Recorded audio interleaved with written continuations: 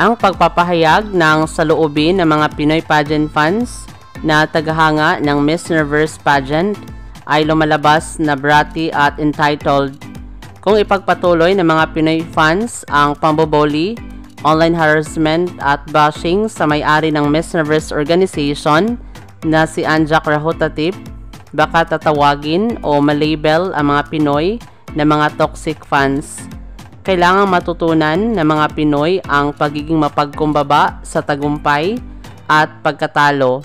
At ngayon, natatakot ang mga ibang fans, di lang sa bansang Pilipinas, pati na rin sa ibang bansa na baka makarinig ng Boli Pinoy.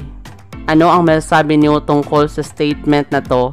Maraming salamat sa panonood. Para maging updated ka, huwag kalimutang mag-subscribe.